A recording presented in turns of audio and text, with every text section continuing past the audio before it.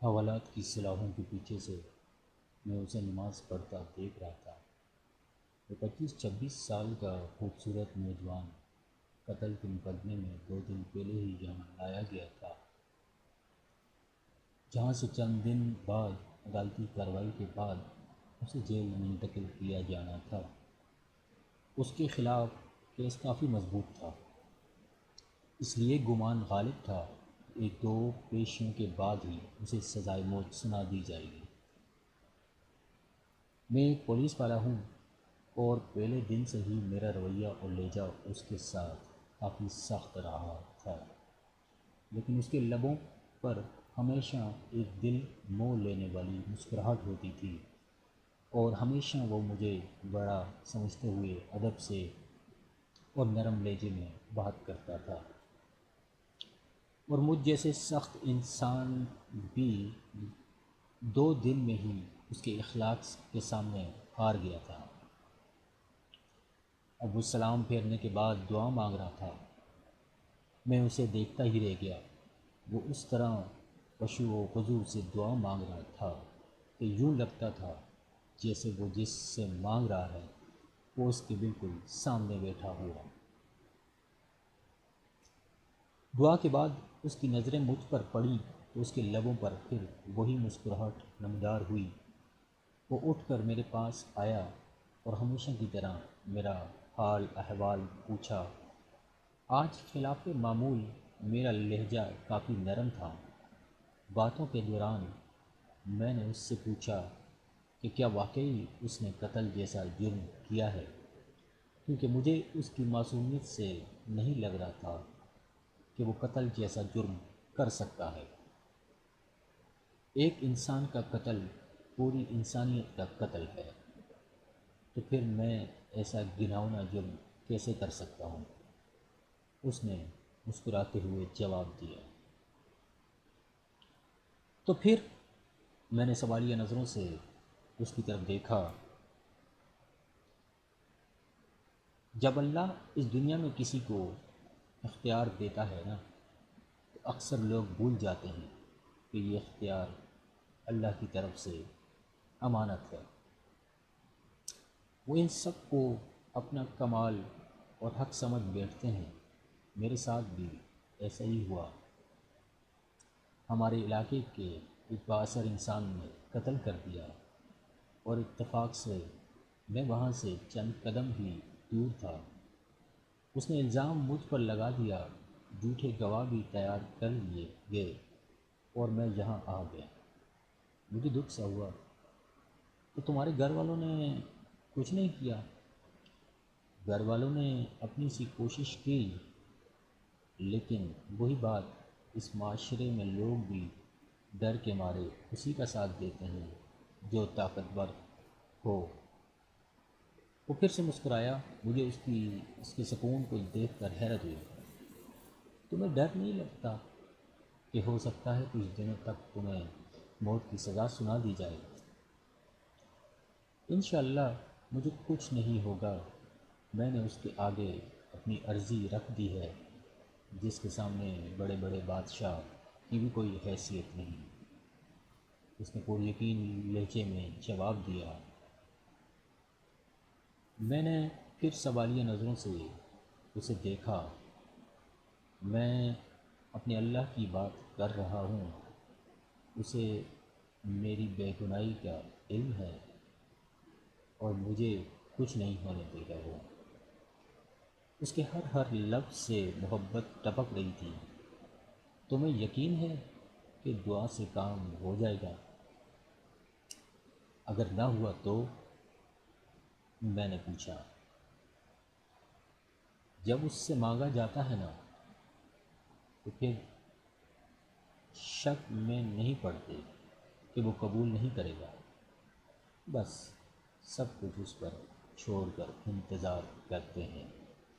اس کے لہجے میں یقین ہی یقین تھا۔ میں بس اس کے چہرے کو تکتا رہ گیا۔ اس سے پہلے اللہ پر اتنا یقین شاید ہی کسی میں دیکھا ہو۔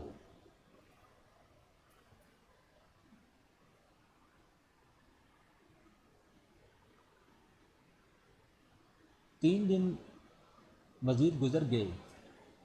اس دوران اس کے گھر والے بھی اس سے ملنے آئے تھے۔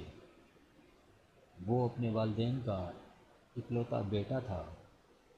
ماں کا رو رو کر برا حال تھا، لیکن اس کے سکون میں کوئی کمی نہیں آئی تھی۔ مسلسل سمجھاتا رہا کہ میں نے اللہ کے سامنے عرضی رکھ دی ہے، اسے پتہ ہے میں بے گناہ ہوں، دیکھ لیجیے گا، وہ مجھے کچھ نہیں ہونے دے۔ میں نے اللہ پر اتنا یقین اس سے پہلے صرف پڑھا ہی تھا، لیکن کبھی نہیں دیکھا تھا۔ میرے دل میں اب اس کے لیے عقیدت کے جذبات پیدا ہونا شروع ہو گئے تھے۔ شاید اللہ کی محبت ہوتی ہی ایسی ہے جو پتھر کو بھی پگھلا دیتی ہے۔ اور پھر جب اسے عدالت میں پیش کیا جانا تھا، اس سے 1 دن پہلے ہی عجیب واقعہ ہوا۔ جس شخص نے خود قتل کر کے الزام اس پر لگایا تھا، وہ اپنی بیوی اور اکلوتے بچے کے ساتھ گاڑی میں کہیں جا رہا تھا کہ اسے ایک خوفناک حادثہ پیش آیا، جس کے نتیجے میں اس کی بیوی اور بچہ تو موقع پر ہی جاں بحق ہو گئے، جبکہ اسے شدید زخمی حالت میں اسپتال منتقل کیا گیا۔ کافی گھنٹوں بعد ہوش میں آنے کے بعد اسے بیوی اور بچے کے مرنے کی خبر ملی تو اس کی حالت اور بگڑ گئی۔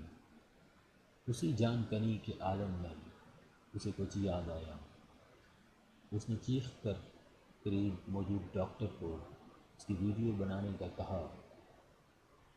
بار بار اصرار پر ڈاکٹر نے نرس کو ویڈیو بنانے کا اشارہ کیا تو اس نے ویڈیو میں بڑی مشکل سے اپنے جرم کا اعتراف کیا اور اس نوجوان کو بے گناہ قرار دے کر ہاتھ جوڑ کر معافی بھی مانگی۔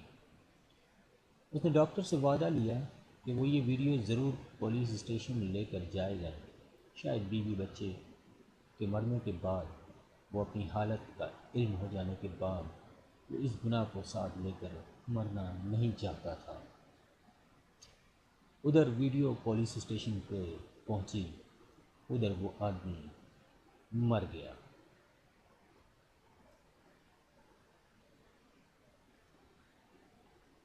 آج عدالت میں اس کی پیشی تھی۔ عدالت کے سامنے اس کی بے گناہی کا ناقابل تردید ثبوت ویڈیو کی شکل میں موجود تھا، لہٰذا اسے باعزت بری کر دیا گیا۔ میں کمرہ عدالت میں کھڑا گمسم سوچ رہا تھا کہ اللہ ان بندوں کی جو صحیح معنوں میں اس پر ایمان لاتے ہیں اور ان کی ایسے ہی مدد کرتا ہے۔ اس کی ہتھکڑیاں کھول دی گئیں۔ ماں روتے ہوئے اس سے لپٹ گئی۔ باپ کی آنکھوں میں بھی آنسو تھے۔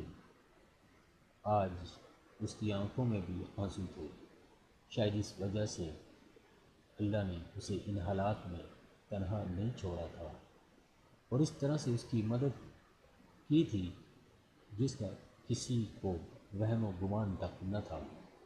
اور مجھے یاد ہے مجھ سے ملنے کے بعد جب وہ جانے لگا تو میں نے اسے کہا تھا کہ وہ کوئی ایسی بات بتا کر جائے جسے میں ہمیشہ یاد رکھوں۔ تو اس کے الفاظ تھے، اللہ سے بڑھ کر کوئی ہمدرد اور دوست نہیں۔ جب بھی کوئی مشکل آئے اسی سے مانگیں اور پھر یقین بھی رکھیں کہ وہ قبول کرے گا۔ وہ محض کسی سوچ یا تصور کا نام تو نہیں ہے، بلکہ وہ تو ایک زندہ حقیقت ہے۔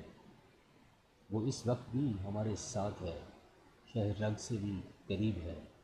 وہ ہمیں دیکھتا رہتا ہے کہ مشکل میں ہمارا رد عمل کیا ہوگا، اور جو اس سے مانگ کر شک میں نہیں پڑتے، اللہ بھی انہیں کبھی تنہا نہیں چھوڑتا۔ ایسے طریقوں سے اس کی مدد کرتا ہے کہ عقل حیران رہ جاتی ہے۔ وہ اب واپس جا رہا تھا اور مجھے محسوس ہو رہا تھا جیسے میں آج ہی مسلمان ہوا ہوں، کہ جیسے میں نے آج اپنے اللہ کو پا لیا ہے۔